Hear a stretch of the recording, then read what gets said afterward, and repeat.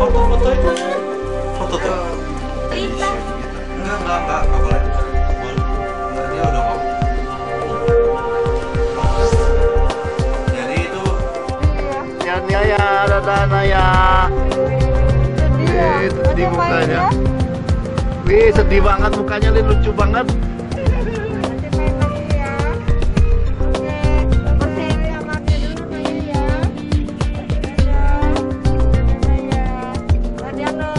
Ayo Los, dadah. Tuh.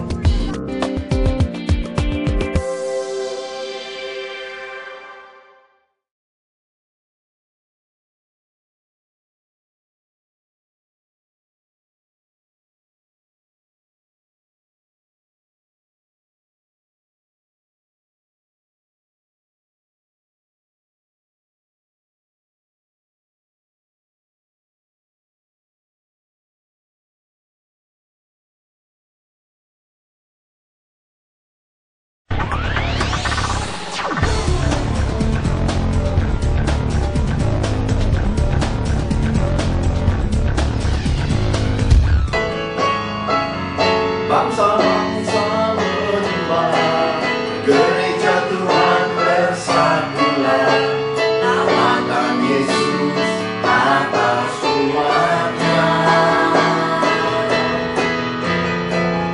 Bangsa-bangsa menyembah gereja Tuhan bersatulah, hujan angin turun atas segala bangsa.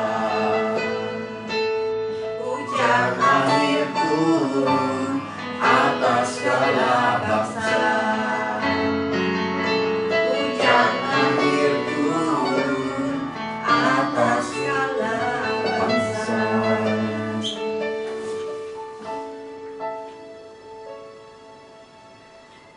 Dan kami ada di dalam hadirat-Mu Tuhan, menikmati kasih, kebaikan, kemurahan-Mu selagi kami hidup. Biarlah segenap hati kami, keluarga kami persembahkan untuk memuji-muji dan menyembah kepada Tuhan.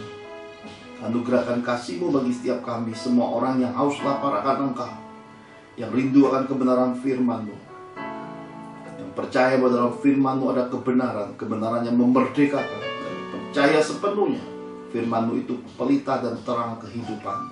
Anugerahkan kasih-Mu memberkati kami semua, curahkan roh hikmat dan pengelian dan pengalaman yang benar akan Engkau di tengah-tengah kami, dan berkati kami lagi.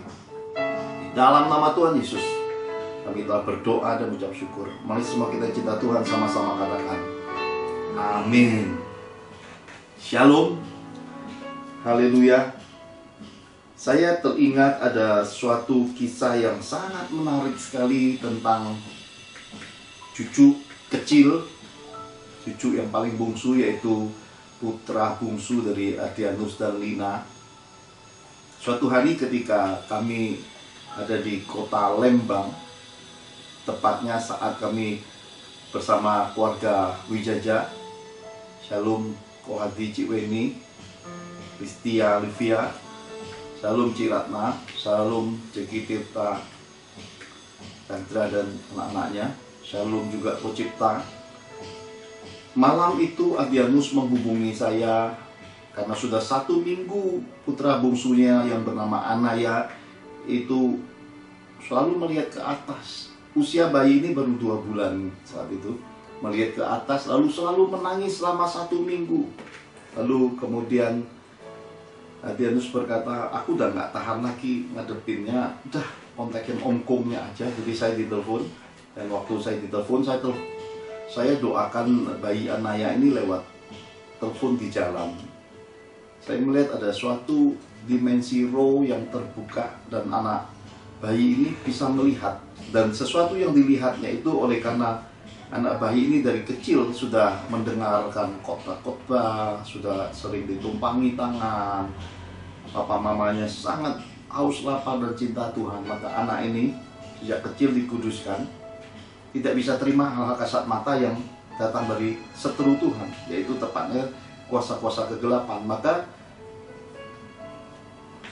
bayi anaknya ini nangis selama 1 minggu. Dan malam itu ketika saya berdoa dalam nama Tuhan Yesus, semua pintu-pintu kegelapan, semua kuasa-kuasa yang masuk lewat pintu-pintu kegelapan ditutup di dalam nama Tuhan Yesus. Dan saya berkata, Anaya ini Omkung, dengarkan Omkung, mulai hari ini tidak ada kuasa apapun yang ada di dekatmu kecuali para malaikat Tuhan dan kuasa Tuhan Yesus sendiri.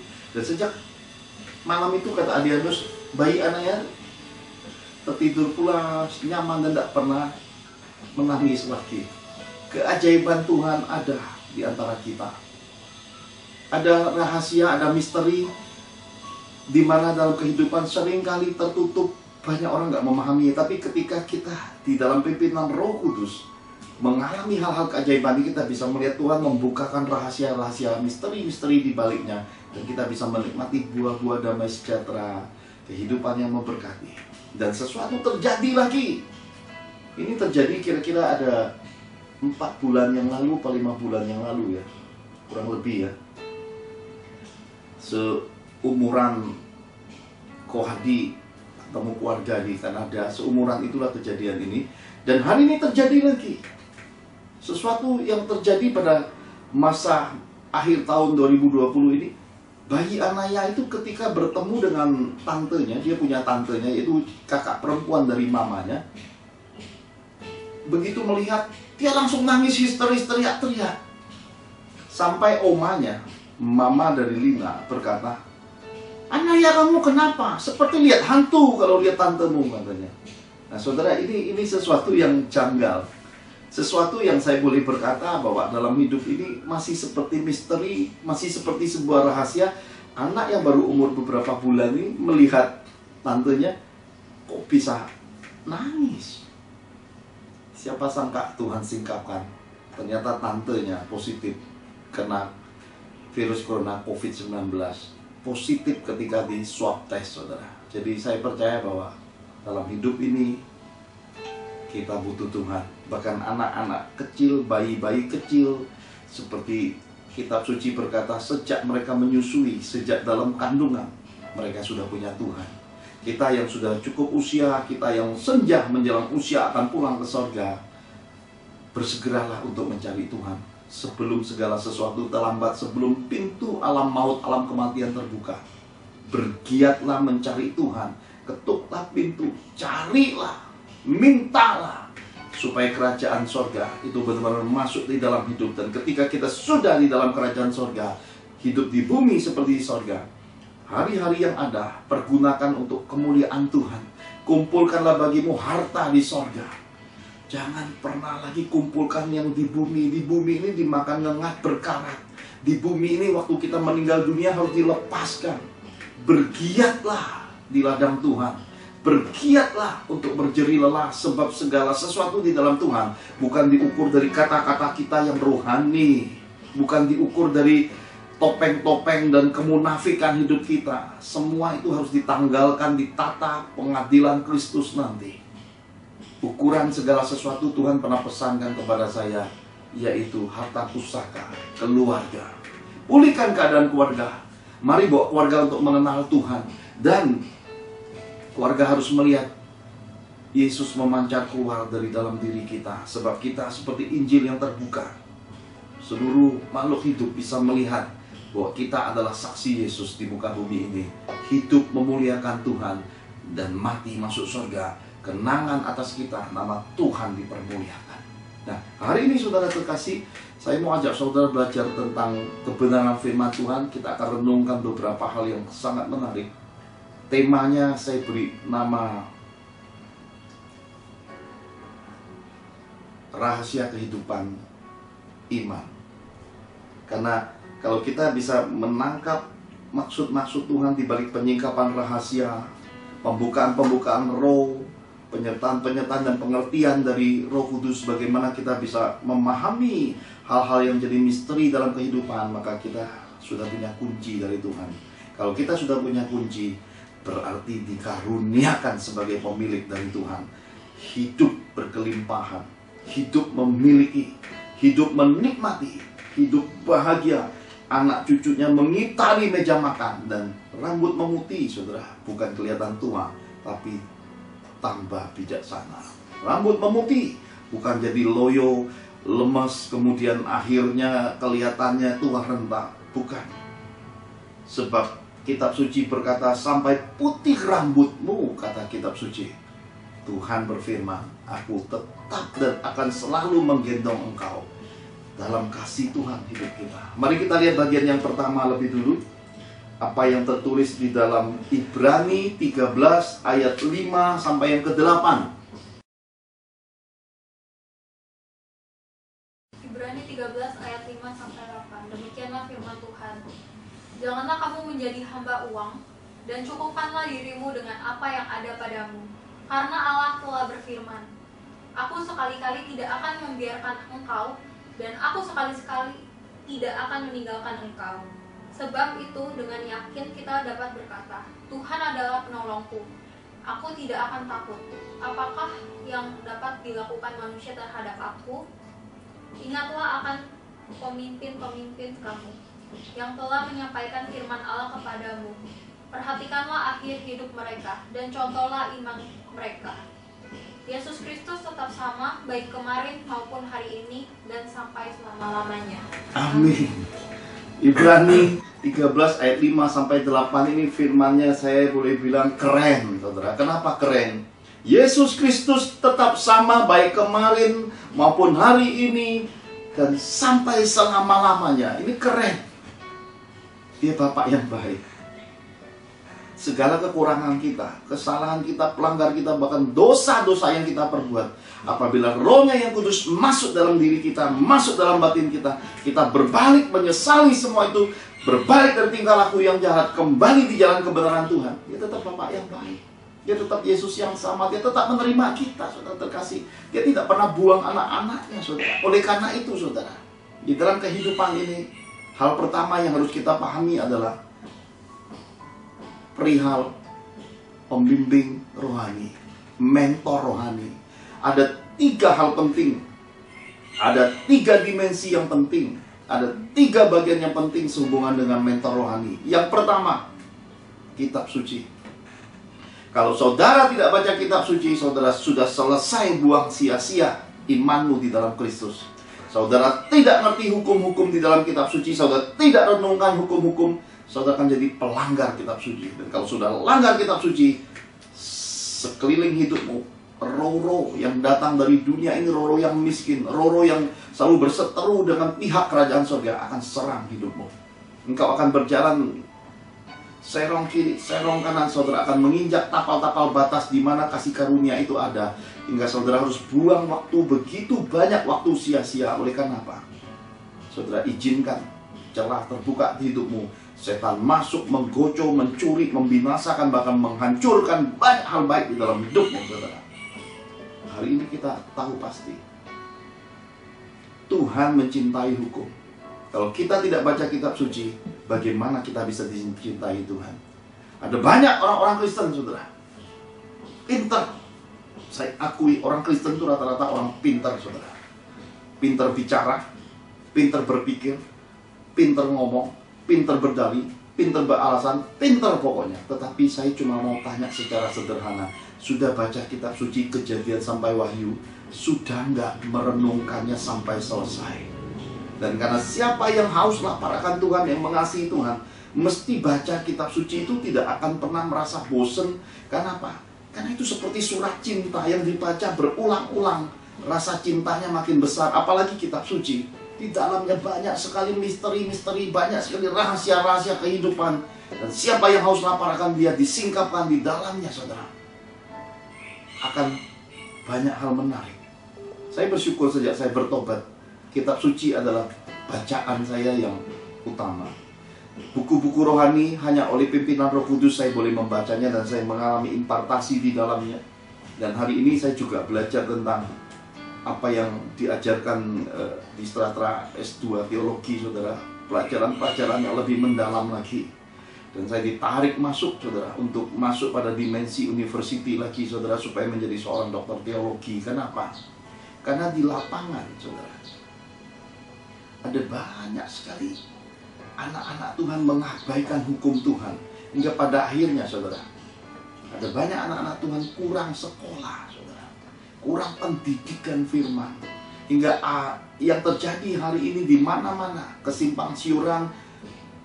Kitab suci ditafsirkan sekar dewe, kitab suci ditafsirkan menurut kepentingan kebutuhan. Oke saudara, semua itu terbuka, hak asasi semua orang. Tetapi ada banyak orang coba memasukkan, sebagaimana terjadi dalam kitab suci, jubah yang luar biasa milik Saul, saudara, jubah baju sirah perang, pedang yang besar itu mau dimasukkan kepada Daud, saudara. Ada banyak hari ini terjadi di akhir zaman ini, hidup kekristenan, banyak manusia-manusia rohani yang kedodoran, saudara, megang pedang yang teramat berat. Mereka memberatkan hidupnya dengan firman-firman yang tanpa pengertian yang benar, firman-firman yang tidak diterapkan secara efektif. Hingga yang terjadi hari-hari ini adalah ada banyak orang rohani kecapean, saudara. Mereka obesitas rohani, sudah mulai jenuh dengan firman. Kenapa? Karena makan yang berlebihan tidak pernah dikeluarkan jadi praktek kehidupan, saudara. Tidak pernah diimplementasikan apa yang mereka telan dan makan secara rohani itu. Hari ini penting untuk kita sadari. Marilah mulai mencari Tuhan, mencari dan menggali kitab suci dengan roh menyelidiki. Semakin kita selidiki kitab suci, kita akan semakin menemukan kekayaan kemuliaan Tuhan. Berhentilah saudara banyak sibuk pencet handphone. Ini jari-jari Nabi jangan dipakai untuk nunjuk apa yang dunia tawarkan, saudara. Berhentilah sibuk medsos. Istri di depan mata tidak pernah saudara ucapkan I love you. Berhentilah medsos.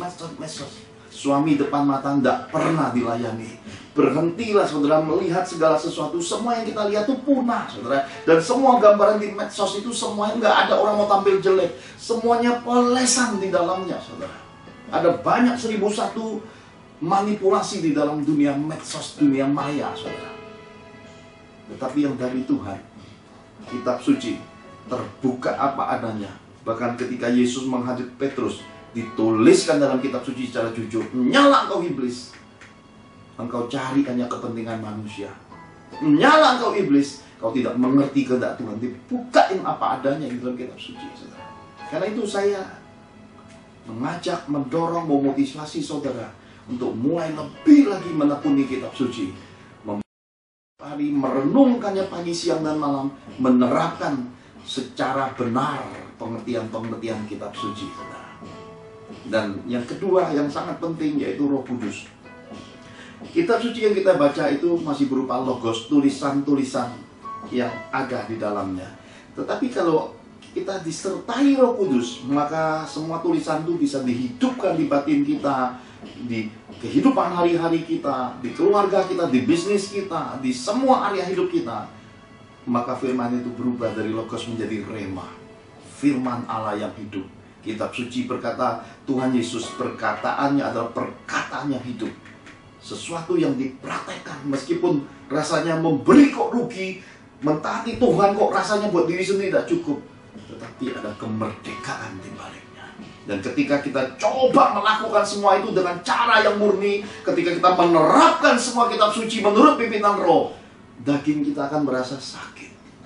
Tapi saudara dengar baik-baik, yang sakit bagi daging ini hanya hitungan sedikit waktu.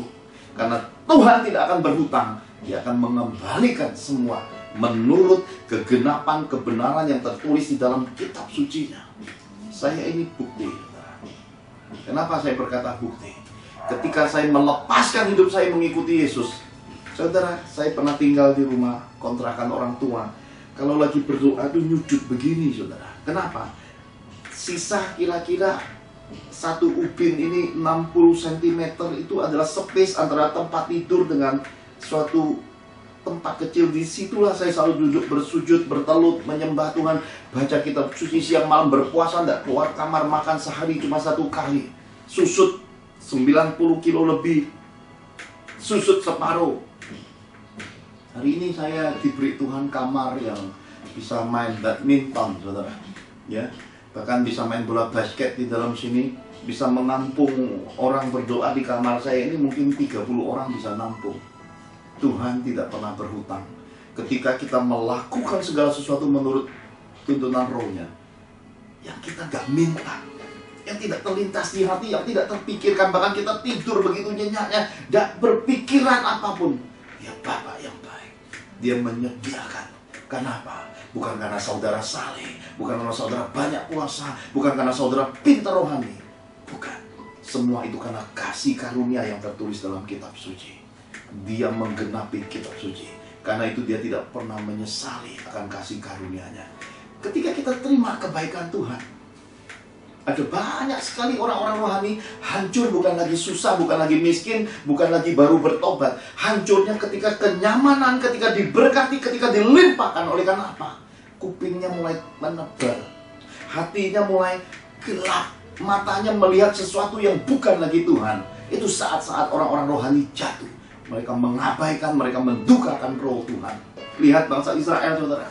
Ketika mereka kelaparan, ketika mereka berkata, kami ingat di Mesir ada bawang bombay, bawang ada daging. Tuhan mengirimkan burung puyuh lewat angin timur, saudara. Wow, saya nggak bayangkan saat itu kalau ada di situ burung-burung itu, saudara, ditiupkan angin, bergerombolan. Saudara pernah lihat burung puyuh?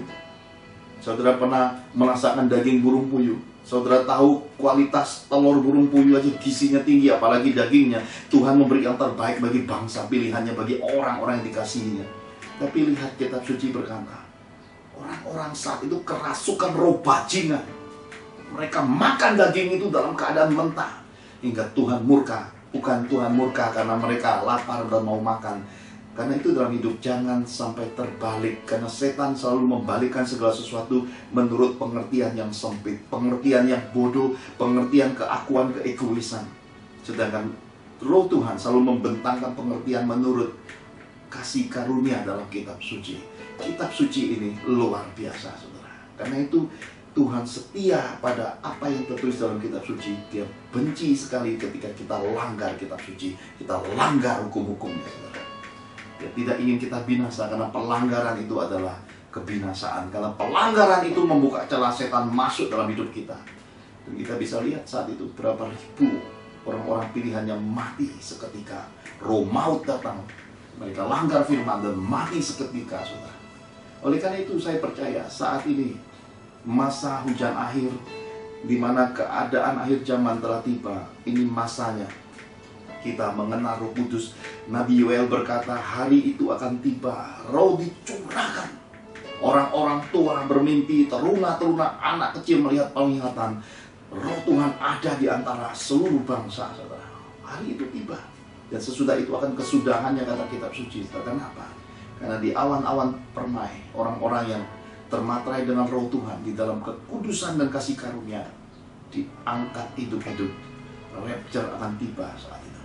Dan yang ketiga yang sangat penting juga di dalam hidup, karena kita selama hidup ini kita perlu selalu model. Seperti Musa ketika membangun bait Allah di bawah 40 hari ke atas gunung, saudara.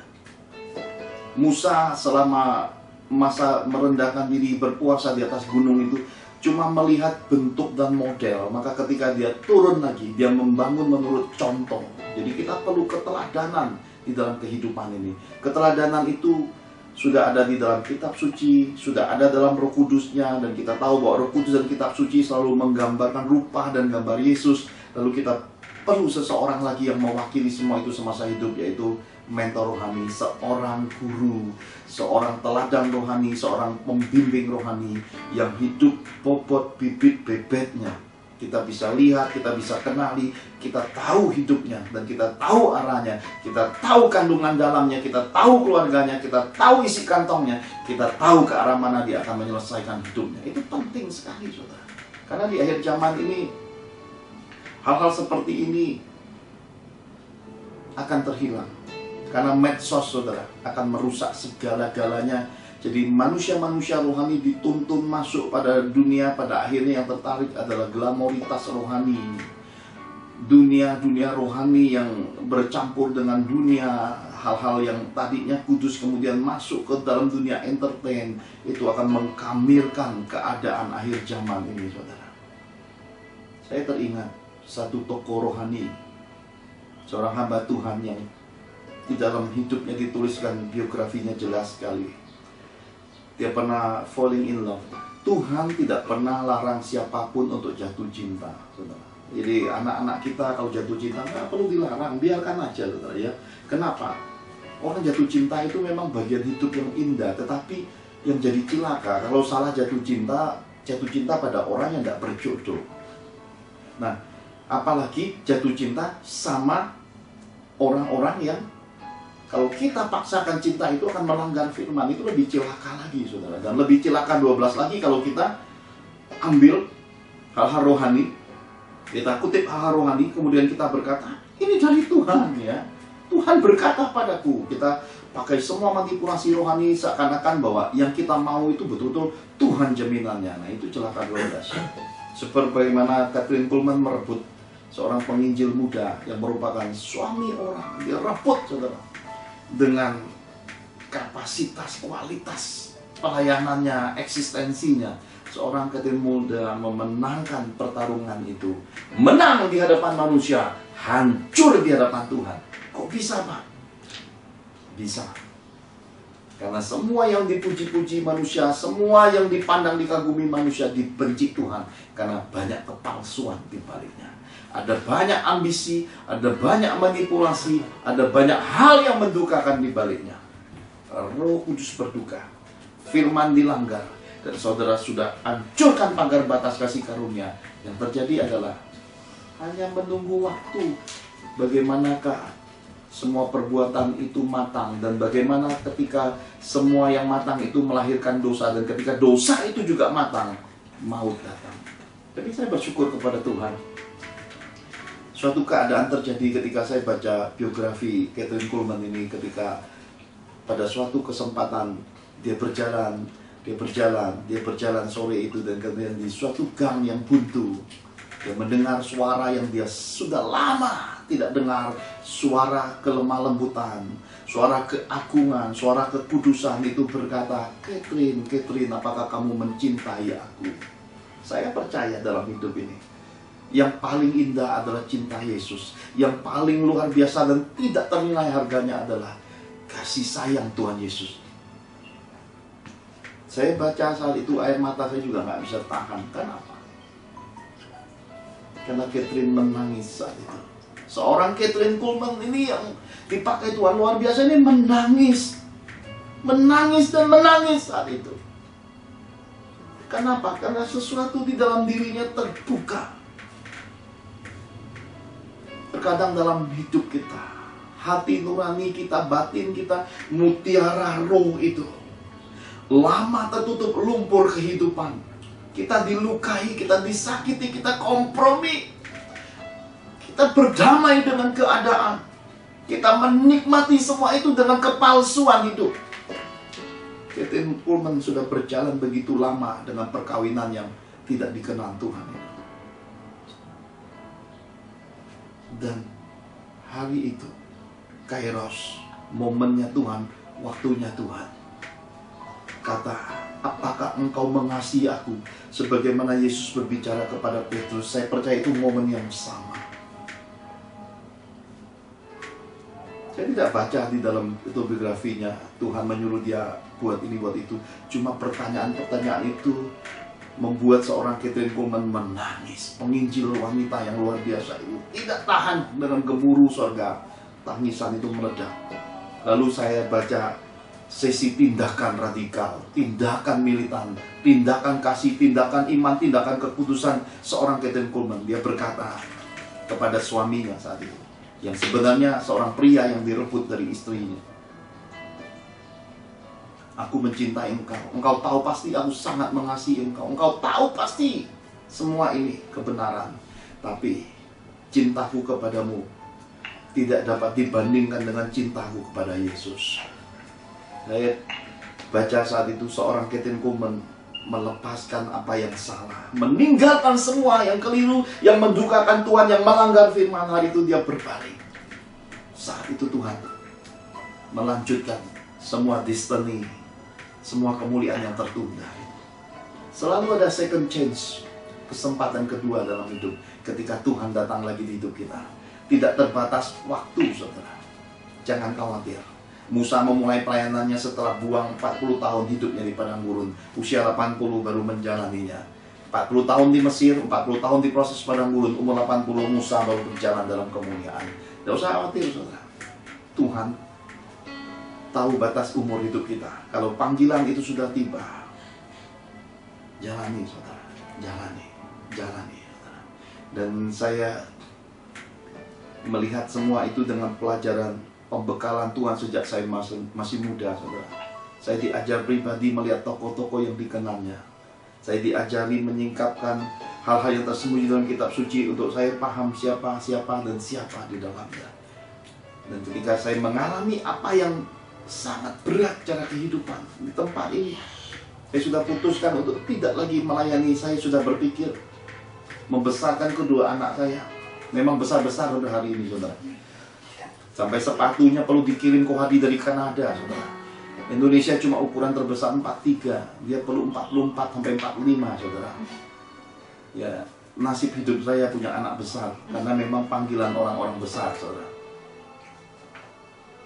Saya berpikir sudah pensiun, dan niat baik saya adalah selesai sudah saya besarkan anak-anak, mungkin saya perlu seorang istri, saudara. Ya, kenapa? Karena saya nggak bisa besarkan anak-anak sendiri, saudara. Kedukaan terlalu berat.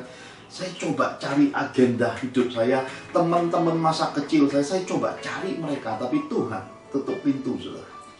Jadi ada teman-teman masa kecil saya yang saya tahu sangat baik, wanita-wanita yang sederhana, wanita-wanita yang saya tahu mengidolakan saya waktu masih muda. Saya ini dianggap playboy, padahal saya ini nggak pernah sedikit pun masuk dunia playboy. Mandinya pakai sabun Lifebuoy. Saya bukan playboy, tapi mandi pakai sabun Lifebuoy, saudara ya. Saat kedukaan itu saya seperti dibawa pada satu titik hidup yang sudahlah, balik simpel-simpel aja hidup. Tapi Tuhan tuh nggak simpel, saudara. Seringkali kita anggap simpel, sebenarnya itu crowded, saudara. Itu complicated, saudara ya. Yang saudara bawa masuk dalam pengertianmu sendiri itu sebenarnya di hadapan Tuhan sangat jelimet. Itu seperti benang kusut. Roh menguraikan semuanya. Hari ini saya mengerti, kalau saya menikah dengan teman-teman SD, SMP, teman-teman masa kecil saya, mungkin mereka nggak panjang umur, saudara. Kenapa? Anak-anak saya ini anak-anak yang unik, anak-anak yang mendengarkan suara Tuhan, anak-anak yang hidupnya berbeda, saudara ya. Panggilan Tuhan ke mereka nggak mudah. Maka Tuhan berkata pada saya, nak, hentikan semua itu, nasarkan hidupmu di hadapanku. 7 tahun tidak menyentuh cinta, tidak menyentuh wanita, tidak menyentuh apapun. 7 tahun, dan hari ini sudah 9 tahun, sudah lama sekali. Dan ternyata waktu begitu cepat ketika kita pegang jubah Yesus, ketika kita berpegang pada Tuhan, seperti anak kecil dibawa naik. Ya, saya ingat bagaimana kalau saya pergi ke rumah engkong saya itu seorang petani lada. Saat itu ada beberapa gunung lada, saudara. Jarak ketika kita menumpang pada mobil umum untuk jalan ke rumah engkong itu butuh kira-kira sekitar 1,5 jam perjalanan, jauh sekali. Nah kalau masih kecil kan enak jalan-jalan tiba-tiba sudah ada di pundak papa, ya sudah digendong di atas pundak. Nah kita ikut Tuhan seperti itu, hidup seperti itu. Terkadang kita merasa begitu cepatnya, padahal kita tidak sadar kita sedang digendong Tuhan dengan cara Tuhan, waktu Tuhan. Semua hal jadi terasa luar biasa, saudara. Nah karena itu, saudara, saya percaya hidup ini bukan kita lagi yang menentukan. Kalau kita sudah di pihak Tuhan, serahkan segala sesuatu, serahkan kekhawatiranmu, tetapi carilah dahulu kerajaan Allah dan kebenarannya. Semuanya Tuhan atur hidupmu. Seperti itu bagian pertama yang bisa saya sampaikan. Jadi kitab suci, Roh Kudus, seorang pembimbing rohani, mentor rohani, yaitu manusia rohani. 3 padanan ini saudara mesti punya di dalam hidupmu. Kalau saudara sudah punya, tidak usah cari kemana-mana, saudara. Kalau saudara menggali kehidupan Henok, manusia yang diangkat hidup-hidup.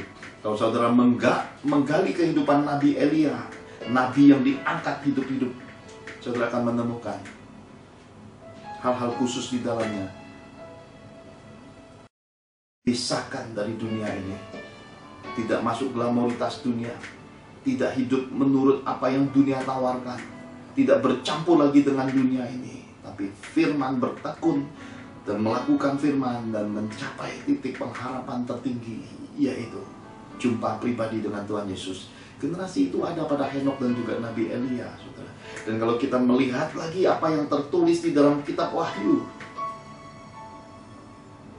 saudara, saya percaya kalau saudara melihat apa yang tertulis dalam kitab Wahyu, saudara akan nanti dibawa masuk pada suatu kehidupan yang sudah difilmkan. Bagaimanakah seorang Rasul Yohanes yang suka berbaring di pangkuan Yesus. Bayangin, semasa Yesus masih jadi manusia, dia berbaring di pangkuannya, saudara. Dekat sekali. Saya menginginkan hal yang seperti itu dalam hidup. Berbaring di pangku Tuhan. Saya membayangkan hari itu saya ada sebagai seorang Rasul Yohanes. Betapa luar biasanya hari itu, saudara. Dan saya juga bisa membayangkan digoreng hidup-hidup. Gak mati, saudara. Rasul Yohanes digoreng hidup-hidup, saudara. Gak mati. Saudara tahu, minyak tumpah ke tangan aja meletor, saudara, ya, melepuh, sakitnya minta ampun. Ini satu badan digoreng hidup-hidup, gak mati. Kenapa? Kalau Tuhan jaga hidup orang, saudara, mau diapain pun sama setan nggak akan bisa, ya. Saudara, jadi dalam hidup ini gak usah khawatir. Kalau Tuhan menyertaimu, hidupmu akan beda, saudara. Gak usah khawatir akan apapun. Dibuang ke tempat terpencil Pulau Patmos. Di Pulau Patmos malah lihat hal-hal yang luar biasa. Dan saudara baca kitab Wahyu. Dan kalau saudara-saudara sempat nonton filmnya, saudara akan melihat bagaimanakah hidup belum hilang kekaguman seorang Rasul Yohanes melihat kemuliaan surga, tiba-tiba oleh Roh, boom, dibawa terbang lagi, saudara. Dan saya lihat ada suatu syuting dalam film itu menggambarkan yang dilihat itu tangan yang berlobang, kaki berlobang, saudara.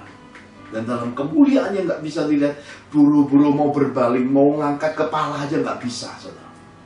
Itu kemuliaan Tuhan. Itu rahasia yang disingkapkan.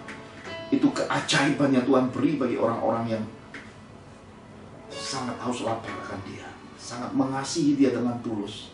Hidupnya, isinya adalah kemuliaan yang tak terbatas. Haleluya. Mari kita lihat bagian yang kedua. Matius 7 ayat 12 sampai yang ke-14.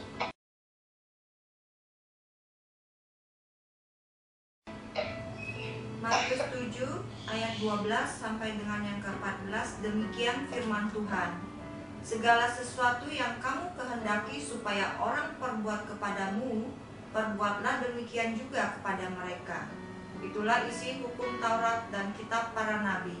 Masuklah melalui pintu yang sesak itu, karena lebarlah pintu dan luaslah jalan yang menuju kepada kebinasaan, dan banyak orang yang masuk melaluinya. Karena sesaklah pintu dan sempitlah jalan yang menuju kepada kehidupan, dan sedikit orang yang mendapatinya. Amin. Amin. Yang kedua, berbicara tentang jalan Tuhan. Jalan Tuhan bukan jalanku.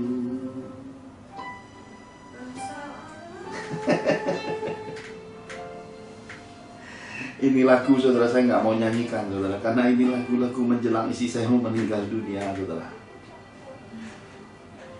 Seorang papa rohani, papa angkat, pernah menyanyikannya dengan ukulele di gereja kami di Jakarta.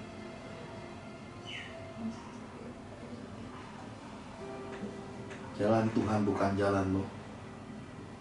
Jangan bimbang ataupun ragu. Nantikan Tuhan. Tuhan akan berkarya. Jalan-jalan itu tidak bisa dirincikan, tidak bisa dihitung, tidak bisa dipahami sama sekali sampai segala sesuatunya telah terjadi. Saudara bisa bayangkan, istri saya masih sehat, masih kuat. Saya berangkat bersama istri ke Surabaya untuk menyampaikan pesan Tuhan. Dan sedangkan Bapak Rohani ini almarhum Bapak Pendeta Henok Kusuma, papa dari dua hamba Tuhan besar hari ini. Yang satu bernama Pastor Dr. Samuel Kusuma, gembala sidang dan rektor gereja Betani di Balikpapan. Dia juga hari ini merupakan seorang ketua sinode dan seorang saudaranya, adiknya yang juga dipakai luar biasa, Pastor Lukas Kusuma yang ada di Amerika, Philadelphia, punya beberapa cabang gereja di Amerika. Saudara bisa bayangkan ketika Papa, hamba Tuhan besar ini sakit, saya datang ke sana menyampaikan pesan Tuhan. Hidupnya diperpanjang, saudara. Dia bisa melihat cucu-cucunya. Siapa sangka beberapa bulan kemudian justru istri saya meninggal dunia. Sesudah istri saya meninggal dunia dalam kedukaan yang besar dan berat itu, barulah hamba Tuhan ini dibawa pulang ke sorga. Jalan-jalan itu sulit untuk dipahami, saudara. Jalan-jalan itu sulit untuk dimengerti. Dan semakin saya nggak bisa mengerti ketika saya berbaring di tempat di mana sekarang kita ada saat ini. Saya pernah tidur di sini dengan hamparan kasur, anak-anak saya tidur di ranjang saya, saudara. Dan ketika keputusan itu tiba, saya berkata tidak mau lagi lanjutin semua untuk melayani apapun, saya nggak mau. Saya pilih untuk selesai pensiun dini, tidak mau lagi jadi hamba Tuhan, jadi orang biasa aja. Tuhan itu berdiri di sini seperti yang tertulis dalam kitab suci Perjanjian Lama. Roh mengambil rupa kemuliaan Bapa, berdiri tepat di tempat saya baring di sini, saudara. Berdiri dalam kemuliaan, jelas sekali saya merasa sangat dekat karena kuasa kobaran hadirat Tuhan itu seperti api yang menjilat-jilat, saudara. Dan suara keagungan itu memanggil saya. Nah, ya, saya itu pagi jam 2 itu terjaga. Ada pembicaraan-pembicaraan. Salah satu tanda yang saya minta, kalau engkau mau hambamu kembali melayani, penyakit yang merenggut nyawa istriku, pakai hambamu untuk melayani orang-orang seperti itu dan sembuhkan. 1 tahun lebih kemudian di kota Bandung, lewat pelayanan Father's Miracle, seorang wanita Protestan menderita sakit kanker getah bening. Pelayanan ini dengan keajaiban Tuhan yang luar biasa, tumpangkan tangan, wanita ini dalam 2 minggu disembuhkan total, saudara. Dan saat itu juga ada sepasang raja setan Gunung Semeru, saudara. Minta ampun dulu pelayanan yang saya berkata, Tuhan kalau sudah bukain hal-hal begitu, kita sampai berpikir debu ini dipercayakan kemuliaan. Bejana yang dari tanah liat ini diisi dengan minyak yang mahal, dengan anggur-anggur yang jutaan tahun tersembunyi diisinya di dalam hidup kita. Dan saya menumpangkan tangan pada orang yang kerasukan sepasang raja setan Gunung Semeru. Saudara bisa akses di Google, di YouTube. Seperti apakah keangkeran Gunung Semeru itu, saudara ya. Jadi saudara coba lihat, saudara akan tahu, ngeri, saudara ya. Tapi Tuhan beri saya hati yang netral, tidak pikiran apapun. Saya tumpangi tangan gitu aja, dan ibu itu jatuh rebah dengan mata yang merah seperti Dracula, saudara. Dan feedback terakhir ke Bu Angel adalah ibu ini benar-benar dilepaskan, dimerdekakan, saudara. Apakah kemudian saya harus jadi pelayan untuk masuki dunia-dunia gaib, melayani kuasa-kuasa yang berbau-bau mistik, dan kemudian mulai doa keliling gunung-gunung? Tidak, saudara ya. Saya tidak akan pernah masuk pada hal-hal yang tidak dalam pimpinan Tuhan. Saya lebih memilih masuk kamar tersembunyi, berdoa untuk kota, untuk bangsa-bangsa, berdoa buat orang-orang yang Tuhan taruh dalam hidup saya. Saya memilih hal-hal yang biasa, saudara. Saya tidak kejar hal-hal yang begitu, karena di dalam buku dalamnya kasih Yesus itu saya sudah tahu panggilan saya. Bukan untuk jadi orang hebat, bukan untuk jadi orang populer, bukan untuk punya gereja banyak orang, banyak duit. Bukan, saya orang biasa. Ya saudara, makannya di tempat-tempat yang sederhana. Maka kalau saudara pergi ke restoran sederhana, mungkin saya ada di sana, saudara ya. Saya juga ngalah kalau makan daging, saya selalu bagi banyak orang. Saya pilih kepala. Maka kalau saudara di restoran sederhana ketemu saya, kemungkinan saya suka makan kepala ikan, saudara. Jadi saya pilih hal-hal yang hidup ini, yaitu saudara, kehidupan. Ini sedikit bagi sukacita, saudara. Di kemudian hari Roh Kudus candai saya. Tuhan berkata, nah, engkau memilih jalan yang tak biasa. Seperti Salomo, mintanya malah hikmat, kata Tuhan. Bukan minta ini itu, justru yang biasa itu yang kaya di hadapan Tuhan. Kenapa? Karena ternyata bagi dunia ini engkau tidak lagi cari apa-apa di hadapan Tuhan. Semuanya itu jadi dupa yang harum luar biasa. Lalu di kemudian hari saya dikasih lihat sebuah tontonan, saudara. Saudara pernah lihat ikan salmon? Ikan yang dari laut kalau mau telur masuk di perairan sekitar gunung, air yang bening, saudara. Dan telur, habis bertelur dia mati, saudara. Saudara tahu waktu lagi mau musim telur itu beruang keluar, saudara. Dan nangkep ikan itu, saudara. Tuhan bilang, lihat nak. Saya bilang, iya Tuhan. Apa yang dimakan beruang itu? Saya pandangi, beruang tuh makannya kepalanya, saudara. Ya, jadi saudara mesti ngerti, saudara. Ketika kita mengalah, memberi buat orang lain, karena kasih itu memberi. Karena ketika kita menabur itu memberi, ternyata menabur itu sama kasih itu sejajar. Kita dapat bagian kepala, orang ngambil daging-dagingnya. Ternyata kita ini golongan beruang, saudara. Ya, orang yang beruang, ya, orang yang kaya raya di dunia ini luar biasa. Saya sadari, nggak pegang apa-apa, nggak masalah, ya. Jalan aja, nikmati hidup. Sebegitu nikmatnya hidup, nggak usah pikirin apapun. Kenapa? Tuhan yang jamin. Ya.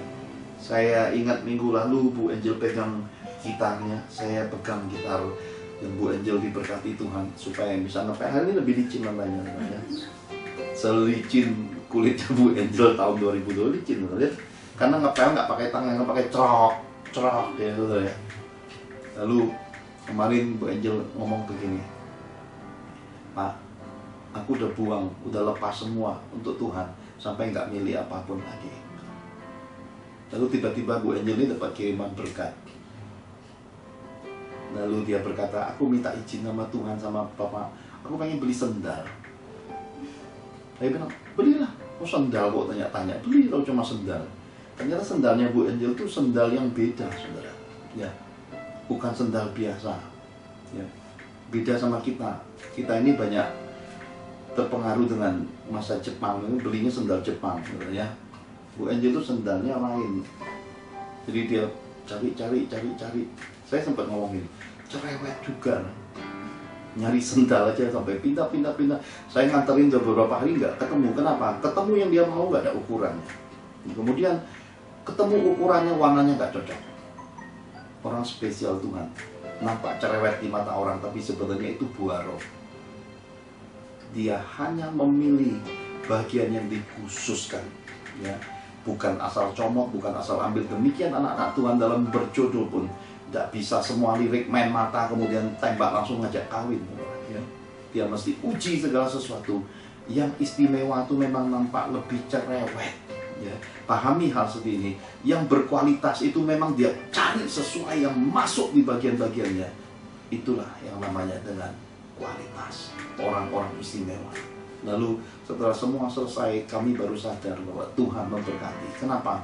Diskonnya 50, 70, sampai 90%. Selalu musim-musim ini bintang Tuhan ada, ya. Maka bersukacitalah mereka ketika mereka melihat bintang itu. Kenapa? Ada 3 bintang di Desember ini, ya saudara, ya. Bintang pertama adalah bintang gembala.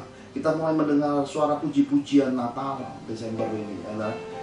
Akhir tahun ini di mana-mana, suara-suara bintang gembala. Kita dengar puji-pujian Natal, rasanya luar biasa. Berbahagialah saudara-saudaraku yang tinggal di Eropa, di Amerika, di belahan di mana musim-musim Natal salju mulai turun. Kalau sempat tolong kirim ke saya, paketkan dari sana, saudara, ya. Saya pengen banget lihat salju itu, saudara. Saya sudah bilang sama Tuhan berkali-kali. Suatu hari saya sampai ke Cina. Saya datang belum musim salju, tapi ada beberapa mulai turun dan itu belum musimnya karena lagi musim bunga mewah akan mekar. Saya lihat, wah, ada sepotong es yang masih bentuk, saudara. Saya datang situ foto-foto. Kenapa? Saya bilang sama Tuhan, aku pengen lihat salju, kok nggak kesampaian. Yang kedua, saya diberi kesempatan ke Mount Hermon, Israel. Saya datang juga, salju belum turun, saudara. Tapi kami bisa masuk ini pelataran doa di Mount Hermon, bisa melihat semua, bahkan tentara-tentara berkumpul, dan kami dapat keistimewaan dari Tuhan. Moga suatu hari saya akan dibawa Tuhan melihat salju. Jangan lupa, kalau Pak Johan bawa sirup, itu tandanya saya lagi sukacita, saudara, ya. Kenapa? Nggak perlu serut es di tengah-tengah bangsa yang memang dipakai Tuhan dan diberkati Tuhan dengan es yang luar biasa. Nikmati, saudara. Kenapa? Di sana bisa minum wine, makan daging bebas, dan tubuh kita membakar dengan sendirinya semua yang kita serap. Nikmati kasih karunia ini di antara bangsa-bangsa, saudara. Sementara di kita di Indonesia, turunnya musim hujan, isinya selimut semua. Kemana-mana selimut dan payung bertebaran, saudara. Ya. Itu bintang gembala. Bintang yang kedua adalah bintang sukacita. Kalau saudara jalan di akhir tahun, di mana-mana keluar angka-angka, saudara, itu bintang kelap-kelip. 20%, 30%, 50%, 70%, 70 tambah 30%, itu bintang-bintang sukacita. Nggak belanja nggak apa-apa, cuci mata aja enak. Saudara. Saya senang kalau lagi akhir tahun gini, jalan sana jalan sini saya senang. Apalagi saya diperlengkapi radar, saudara, bisa mendeteksi roh-roh maut. Ya, seperti Anaya, cucu saya itu sudah terimpartasi dari hidup saya, bisa lihat sesuatu yang kasat mata dari kecil-kecil. Saya juga ada radar, kalau lagi di satu tempat radar bunyi, saya cepat-cepat pindahkan keluarga. Yuk, tinggalkan tempat ini. Ngapain dekat-dekat dengan roh maut? Nggak ada enaknya, saudara. Ya. Dan yang ketiga, bintang ketiga sesudah bintang sukacita adalah, saudara, kalau suatu hari saudara berkesempatan ke Bethlehem, putra bungsu saya masuki Bethlehem tengah malam ketika kami mau ibadah Natal malam itu, pakai celana pendek, sepatu. Saya niat nggak salah kamu nak, ternyata karena HB-nya tinggi, dia nggak kedinginan. Sementara rombongan sudah jaketan, sudah wah pokoknya udah tutup semua, masih gerger karena anginnya, saudara. Ya, bintang yang ketiga alam. Saudara mesti mendapatkan penyertaan Tuhan, karena alam akan berdamai dengan hidupmu. Alam akan menuntun kau masuk pada nuansa-nuansa kebahagiaan, merasakan bahwa session-session istimewa bersama Tuhan. Yesus punya itu di hari kelahirannya. Saya percaya kita akan punya itu di hari hidup kita juga, bersama keluarga, bersama orang-orang kita kasihi, bersama orang-orang yang datang dari Tuhan. Suasana-suasana itu pasti akan ada di dalam hidup kita, saudara. Nah, semalam Bu Angel bilang sama saya, Pak, hari ini akan ada kiriman buah mangga. Kehebatan Tuhan. Ketika saya berkata dengan pohon mangga di depan, jangan kamu berdua ya, berdaun lebat, rindangi rumah. Ternyata Tuhan nggak mau berhutang, saudara. Pohonnya ada di kami, buahnya di luar, saudara. Tetap bisa makan buah mangga. Diberkatilah ibu dan keluarganya yang mengirimkan buah mangga ini. Biarlah buah-buah roh bermekaran buat anak cucu mantumu. Biarlah diberkati satu rumpun keluargamu. Dan juga ada salam khusus dari Palu, saudara. Ada seorang bapak-bapak yang bernama Pak Yuris. Beberapa waktu lalu minta saya doakan istrinya yang terserang sakit virus corona, dan kemarin Bu Angel cerita saya sudah tembuh total, saudara. Dia berkata, sampaikan ke Pak Johan, sampaikan salam sukacita ini kepada umat Tuhan. Berbahagialah mereka, oleh karena sukacita alam berdamai. Penyakit itu tidak akan mematikan, oleh karena Tuhan menyertai. Maka dalam tubuhmu akan muncul imun, dan kau tidak perlu takut lagi dengan roh-roh maut. Kenapa? Karena engkau sudah berjalan dan dibaptis dalam api itu. Berjalan keluar seperti emas yang keluar dari api, akan tambah besar kemuliaannya, akan tambah hebat semua hal-hal yang Tuhan buat dalam hidupmu. Maka saudara, saya percaya kalau bicara jalan-jalan Tuhan ini, saudara harus banyak menggali pengalaman-pengalaman orang-orang yang mengalami Tuhan. Tidak perlu ditiru, tapi gali saja. Saudara mendengarnya, saudara menikmatinya, dan iman akan bertumbuh di dalamnya. Dan ketika iman bertumbuh, serahkan pada pimpinan Tuhan. Roh akan membuat saudara mengalami hal-hal yang memang dijatakan di dalam hidup saudara. Nanti saudara akan menikmati impartasinya. Nanti saudara akan menikmati semua keajaiban Tuhan di baliknya. Dan ketika saudara sudah masuk di dalamnya, saudara akan tahu kitab suci itu luar biasa. Injil yang merupakan kekuatan Tuhan itu nyata terbukti. Tidak lapuk, tidak kekang oleh zaman. Yesus dahulu, hari ini, selama-lamanya memang tidak pernah berubah. Nah, bagian yang ketiga, yang terakhir, Efesus 4 ayat 11 sampai yang ke-16.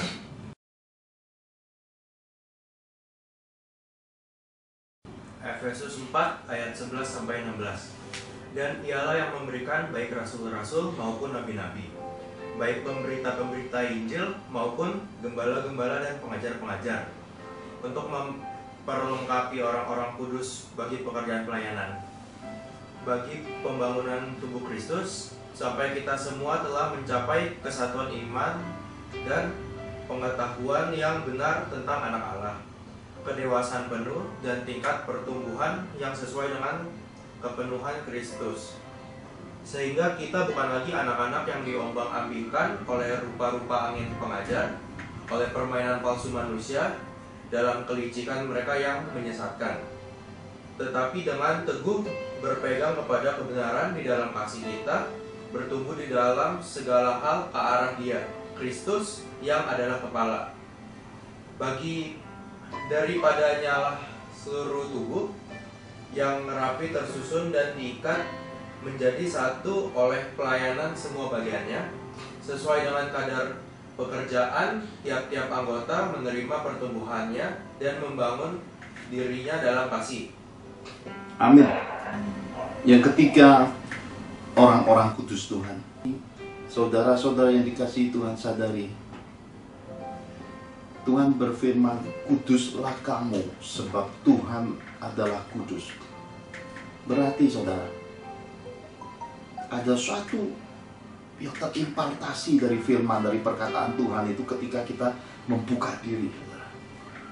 Kuduslah kamu, itu Tuhan firman, begitu ya. Terima kasih Tuhan, masuk ke kudusan itu. Karena itu saya percaya bahwa Dia sudah memberi jawatan di dalam gereja. Ini sebenarnya jawatan atau fungsional? Ini pertanyaan di dalam dunia teologi, saudara. Saya menjawab dua-duanya. Jawatan ataupun fungsionalnya sama pentingnya bagi gereja-gereja Tuhan, bagi orang-orang Kristen di akhir zaman.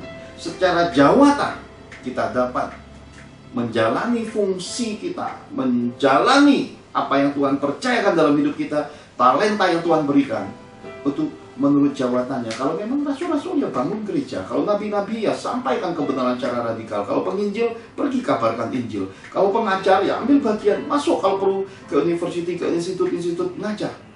Kalau memang gembala, ya silakan gembalakan umat Tuhan, masing-masing sesuai jawatannya. Tapi saudara, di balik jawatan ini ada fungsional. Mari kita ambil bagian-bagian di baliknya, sedikit banyaknya peranan kita menurut 5 jawatan. Kalau kita memang harus jadi rasul, ya kita harus bawa rumah kita, keluarga kita memang masuk ke dimensi rumah kita seperti rumah Tuhan. Masing-masing di kita belajar berdoa di meja makan, belajar untuk sharing firman, dan kita dengan anak terbuka apa adanya. Semalam Rehwel bagi-bagi kado Natal ke kami, saudara, luar biasa. Saya suka cita sekali. Meskipun itu belinya pakai duit saya juga, saudara. Tapi dia berkata, duit papa kecil kok nggak sebanding dengan kado Natalku. Oke, puji Tuhan, terima kasih. Anakku sudah mulai bisa memberi. Moga-moga nanti kalau sudah berkarir jangan beri yang kecil-kecil, beli yang lebih besar lagi. Yang kecil memulai memicu yang besar datang. Saya bilang puji Tuhan, ya, saudara ya. Jadi kita melihat bahwa keistimewaan yang Tuhan beri itu ada di bagian-bagian di dalamnya ketika kita mengambil fungsional sebagai rasul. Ketika kita sebagai nabi, ada banyak anak-anak Tuhan kehilangan fungsional nabinya. Negur orang berani, negur keluarga sendiri nggak mau. Ada banyak hamba-hamba Tuhan juga, senangnya negur umat. Anak-anak mantunya bikin huru-hara, dia diamkan. Itu bukan nabi, saudara. Itu yang namanya sesuatu yang terhilang dari apa yang disebut dengan fungsional nabi, saudara. Saya tidak pernah toleransi dalam hidup. Apa yang Tuhan beritahukan, apa yang Tuhan singkapkan, saya mesti sampaikan apa adanya. Terserah anak-anak, terserah keluarga, terserah umat Tuhan. Mau taat silakan terima berkatnya. Nggak mau taat urusan sama Tuhan. Karena nabi Tuhan harus melakukan kehendak Tuhan secara murni dan utuh, tanpa mengurangi ataupun melebihkannya. Fungsional nabi. Fungsional penginjil. Saudara, penginjil ini banyak menguraikan hal-hal yang berkaitan dengan Tuhan Yesus tentang firman.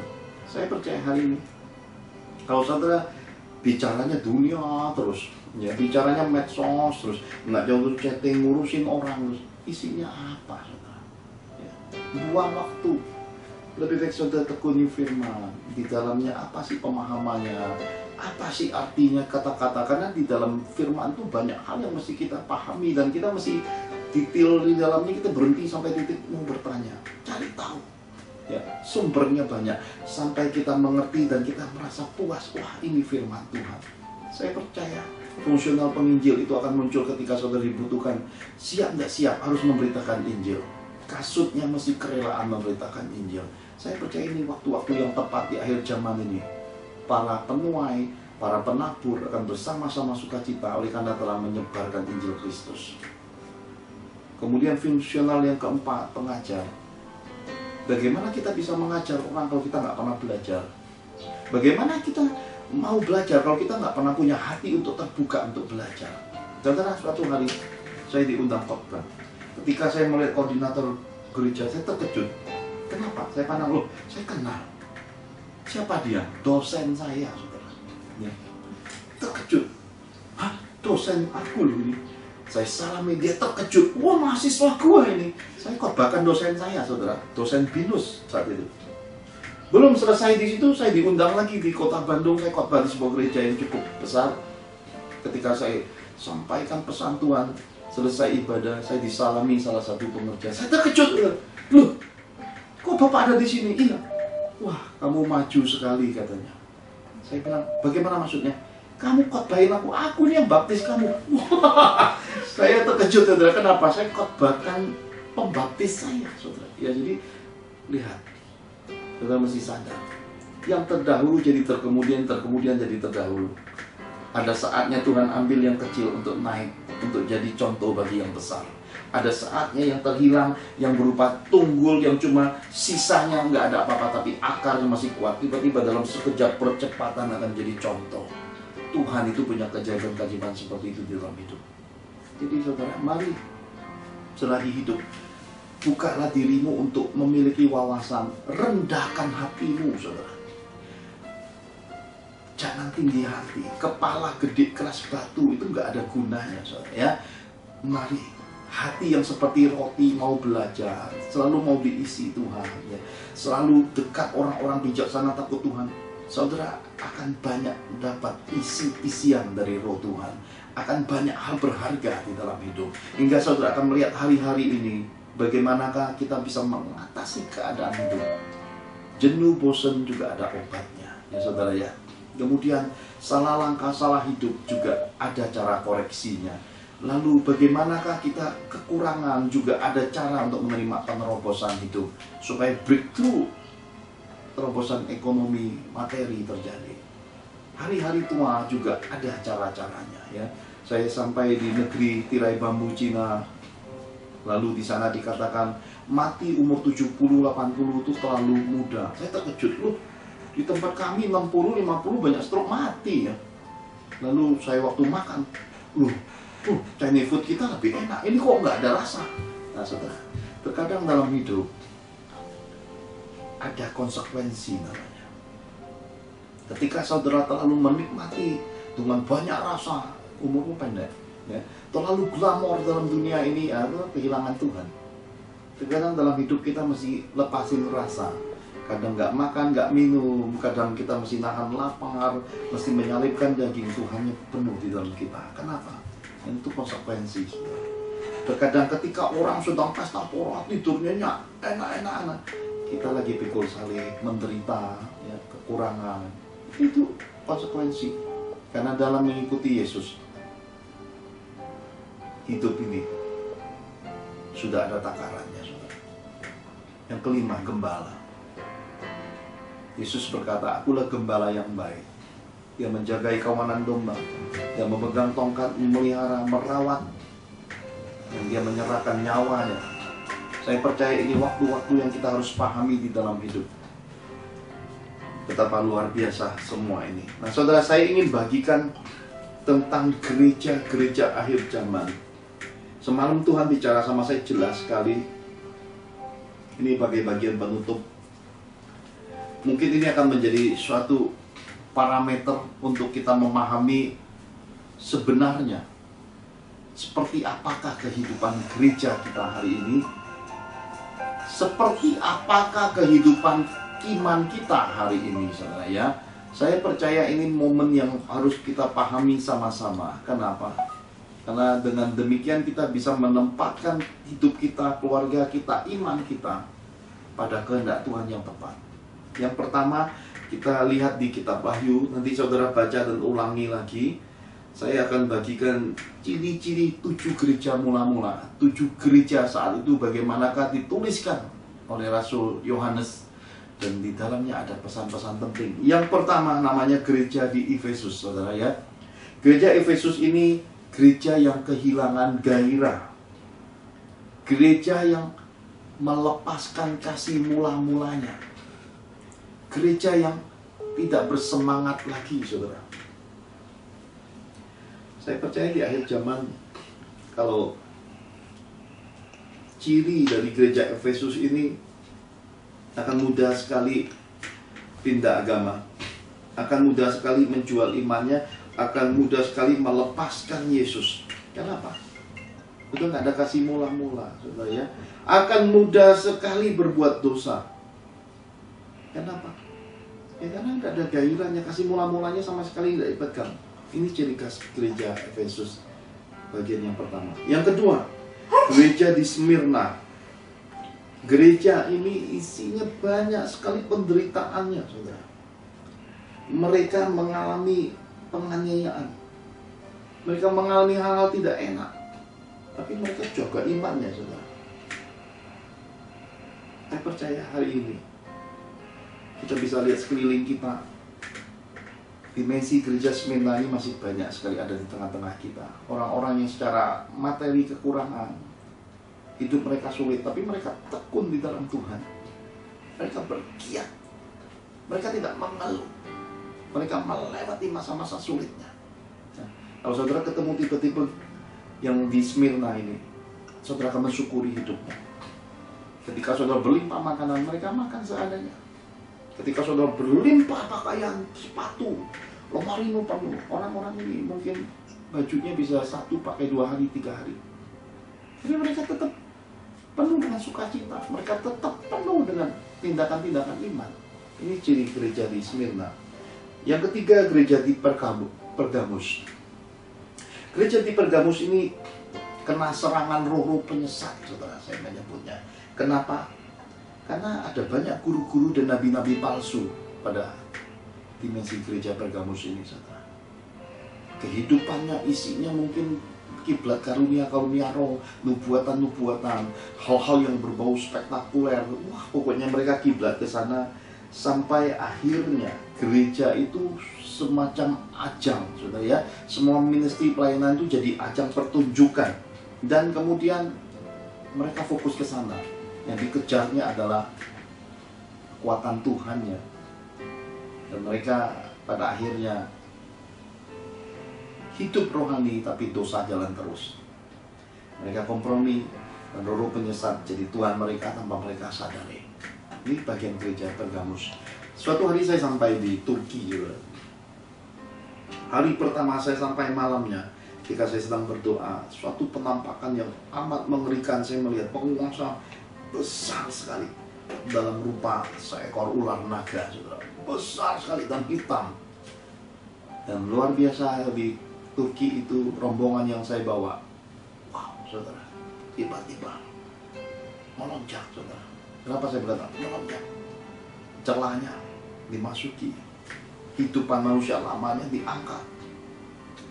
Di sanalah saya percaya seperti yang tadi saya sampaikan tentang orang-orang kerasukan roh bajingan, saudara ya. Ketika dikasih berkat, ketika dikasih kebaikan Tuhan, mereka lupa diri. Nah, ini pesan Tuhan. Kuduslah kamu sebab Tuhan kudus. Disinilah Tuhan membangun pengertian buat saya mengapa kita harus jaga hidup kita, hati kita, tubuh kita, seluruh keberadaan kita. Oleh karena suatu masa kalau kita menginjak tempat, di mana tempat itu penguasa-penguasa kegelapan ada, kita jadi bulan-bulanan. Demikian juga di akhir zaman, kalau saudara nggak jaga hidup, ketika hari masa antikris tiba, saudara nggak ikut kejar, maka saudara akan jadi bulan-bulanan antikris. Dan di situ semua itu, lalu saya berkata pada Tuhan, terima kasih untuk pelajaran yang sangat mahal ini tentang pelajaran kekudusan. Di Turki saya diajarkan, dan ketika saya memahami apa yang ada di dalam dunia Pergamus ini, saudara, saya bisa melihat jelas ada banyak orang-orang Kristen tidak dilandasi dengan dasar iman, pengenalan yang benar akan Tuhan, sudah berkiblatnya lari ke dunia-dunia yang berbau kekuatan Tuhan, entahkah itu karunia, nubuatan, hal-hal yang berbau spektakuler. Pada akhirnya mereka melenceng, mereka lari tersesat oleh roh-roh penyesat. Mereka tidak menyadari Tuhan mereka bukan lagi Yesus, tetapi diri mereka sendiri. Tetapi mereka menunjuk karunia dengan kuasa-kuasa kegelapan. Akhirnya Tuhan yang mereka gantikan tanpa mereka sadar. Ini penyesatan. Yang keempat, gereja di Tiatira. Ya, gereja di Tiatira ini adalah gereja yang masuk di dalam dunia nafsu manusia, setan-setan, dan percampuran dengan dunia. Di Tiatira ini saudara, semua hal ditoleransi, dikompromikan saudara. Hingga hawa nafsu, percabulan, ambisi uang, kekuasaan, ya, saat itu nampak jelas sekali. Dan pada dimensi gereja di Tiatira ini, penghakiman Tuhan jelas sekali. Sebenarnya di tahun 2020 ini lebih pada dimensi seperti gereja di Tiatira ini saudara. Tuhan sedang mempertunjukkan penghakiman, kedaulatan dan kuasanya. Uang nggak tolong banyak saudara. Hari ini kalau kena ujian api dan roh, uang nggak tolong. Mau orang kaya, orang miskin, kalau nggak siap mati. Tahun 2020 ini Tuhan sedang menunjukkan kepada seisi dunia ini, ada penguasa semesta alam, sang pencipta semesta alam berdaulat dalam kehidupan. Seperti di Tiatira ini saudara, penghakiman Tuhan nampak jelas sekali. Yang kelima, di Sardis. Kalau di Sardis gerejanya api rohnya padam saudara. Kemudian ada banyak orang-orang Kristen kehilangan kemurnian.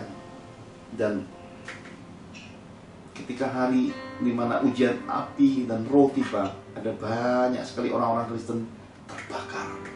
Tahun ini di mana-mana, di belahan dunia manapun sedang terbakar. Saya mendengar berita-berita dari saudara-saudara seiman di berbagai belahan dunia lewat WA, lewat line. Mereka ada sebagian sudah lockdown di gelombang wave ketiga, saudara ya. Sebagian lagi masuk gelombang kedua, lockdown. Ya, jadi saudara, kalau saudara berharap sesuatu yang menurut apa yang disiarkan lewat ini, lewat itu, saudara akan terombang-ambing, khawatir, takut, dan cemas. Tapi kalau saudara berpegang kepada Tuhan, saya percaya ini waktu-waktu yang tepat di mana saudara akan menjaga api rohmu. Seperti 5 wanita bijaksana itu tidak boleh padam. Minyaknya harus cukup, lampu pelitanya harus bernyala-nyala saudara. Firmanmu, doamu, perbuatanmu harus selalu bernyala-nyala saudara. Ya, jangan mengambil satu kebaikan menghancurkan banyak kebaikan yang lain. Jangan memberkati satu kemudian mengorbankan keluargamu saudara ya. Harus ada kesepadanan, keharmonian di tahun ini. Yang keenam, gereja di Philadelphia. Nah, ini saya menyebutnya gereja kecil-kecil cabai rawit saudara. Kenapa kecil-kecil cabai rawit? Mereka hidup di tengah-tengah orang yang agamawi dan munafik rohani saudara. Saya percaya nggak mudah. Kenapa nggak mudah? Ketika saudara baca kitab suci, kudus, hidup harus benar, hidup harus menyenangkan hati Tuhan. Sementara saudara melihat orang-orang rohani, ya ampun, kawin cerai, bangga dengan perceraian, bangga lagi, kawin lagi, mikirin cinta lagi, hawa nafsu lagi, glamoritas, popularitas, kejar-kejar yang brands, ya pokoknya isinya nggak jauh dari hal-hal yang berbau duit, materi, mamon semata, saudara ya. Saya berkata, tidak mudah. Tetapi orang-orang yang tidak mudah ini kalau bertahan sampai kesudahannya, mereka akan jadi kecil-kecil cabai rawit, pedas ya. Saya percaya akan jadi kesukaan Tuhan orang-orang golongan ini. Nah saudara, barusan Bu Angel turun ke bawah, saudara dengar suara ketok-ketokan. Nah saya kasih saudara lihat, ini persis seperti mangga yang saya gambarkan. Datang sudah buahnya, pohonnya di depan, buahnya datang dari luar, masih ada tangkainya ya. Jadi saya percaya kalau Tuhan pelihara hidup kita saudara, ada banyak kenikmatan di baliknya saudara. Saudara butuh buah mangga, hubungi Bu Angel saudara ya. Kalau nggak sampai dikirim buahnya, kirim gambarnya, gak apa-apa. Berkat Tuhan, baik fisik maupun gambarnya tetap jadi sukacita. Amin. Atau saudara mau ngirim buah mangga bagi kami dari bangsa-bangsa lain, saya juga terima saudara ya, hubungi Bu Angel saudara, nggak apa-apa. Kalau nggak sampai buahnya, kirim mentahnya juga boleh saudara. Nanti kami beli sendiri di sini, kita bagikan kemana-mana jadi berkat nanti ya. Selalu ada cara untuk memberkati ya. Jangan tertutup dengan berbagai alasan untuk berhenti memberkati dan berbuat baik selagi hidup.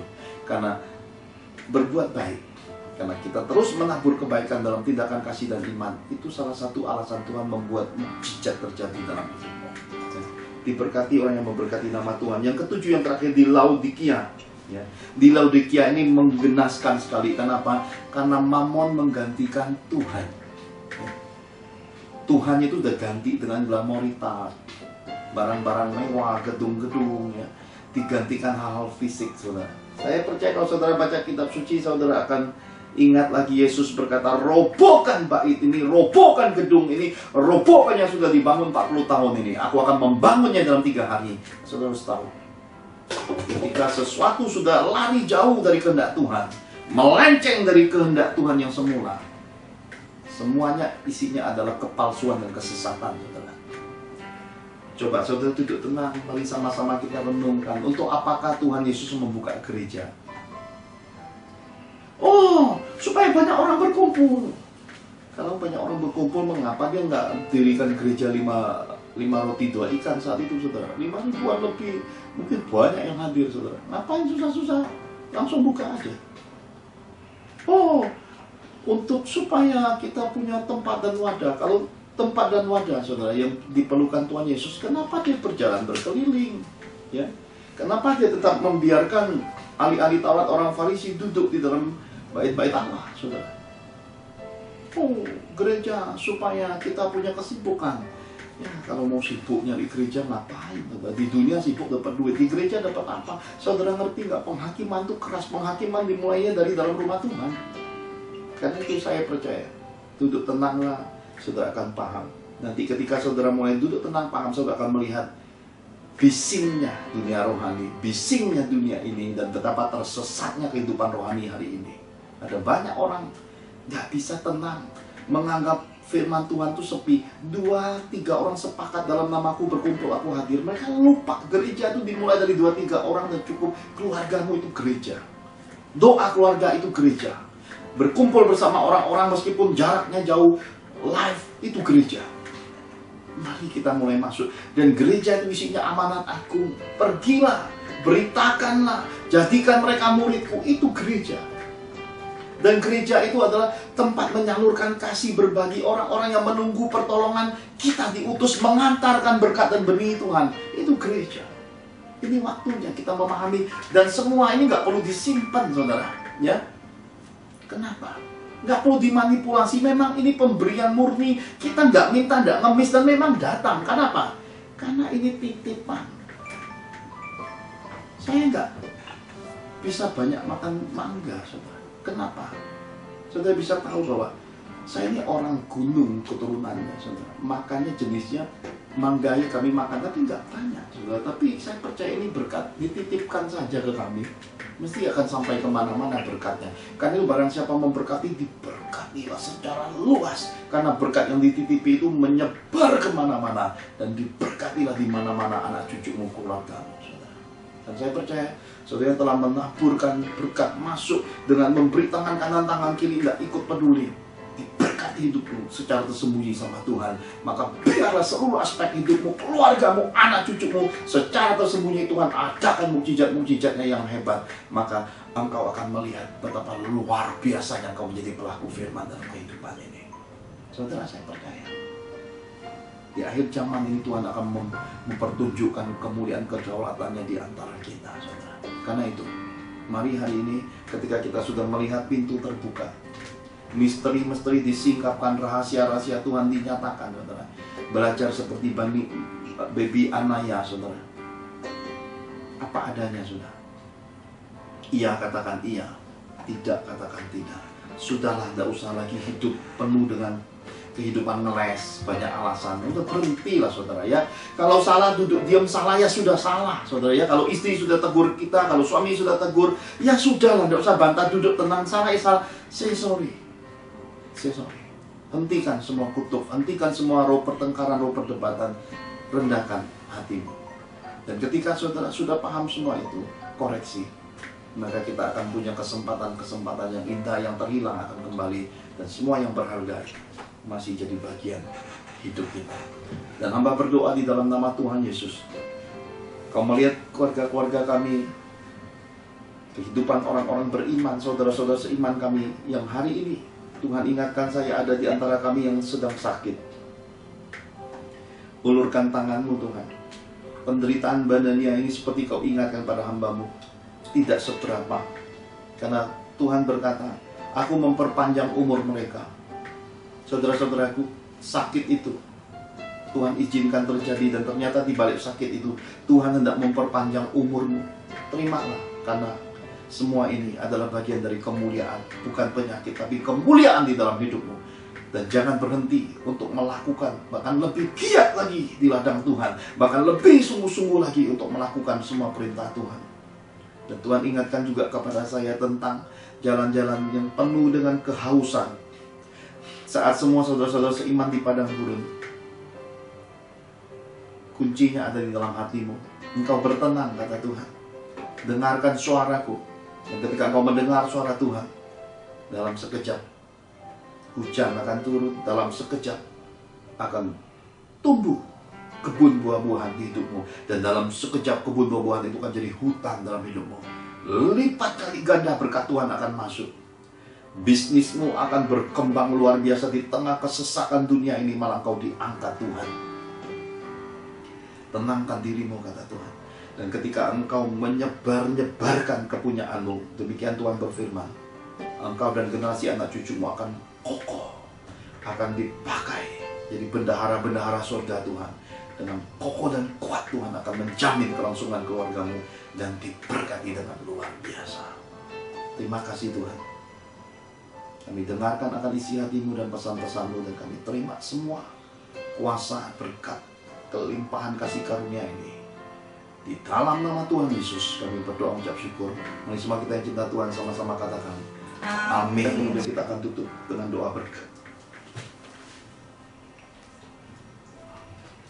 Terima kasih Yesus.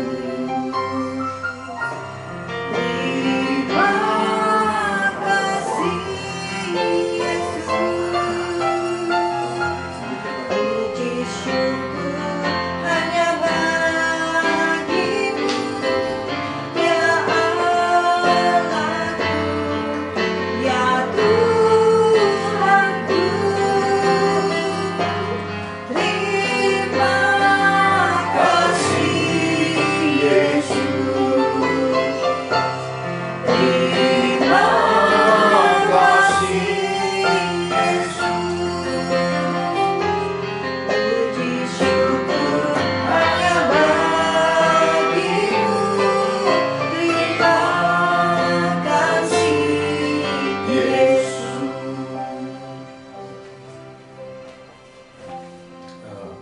Mari kita satu dalam doa.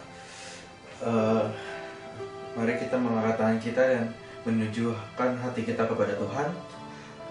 Tuhan Allah Bapa dan Roh Kudus memberikan berkatnya kepadamu, keluargamu, dan seisi rumahmu, dan memberkati engkau selama-lamanya. Dalam nama Tuhan Yesus kami sudah berdoa dan mengucap syukur. Haleluya. Amin. Terima kasih Yesus. Terima kasih Yesus. Puji syukur hanya bagimu. Terima kasih Yesus. Puji nama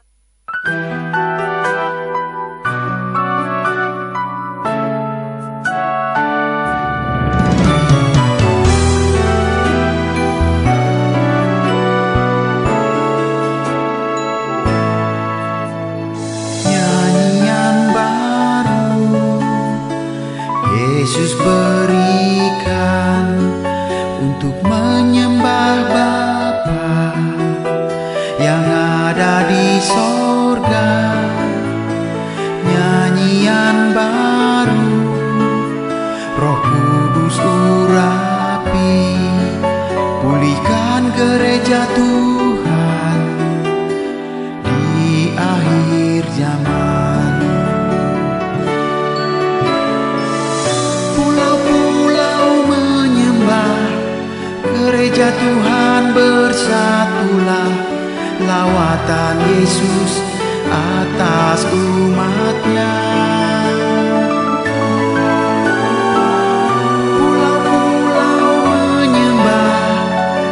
gereja Tuhan bersatulah, hujan akhir turun atas Indonesia.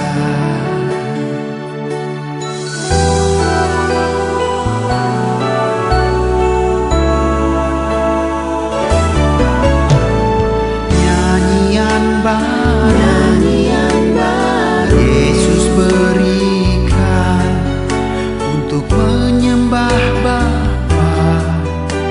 yang ada di sorga. Nyanyian baru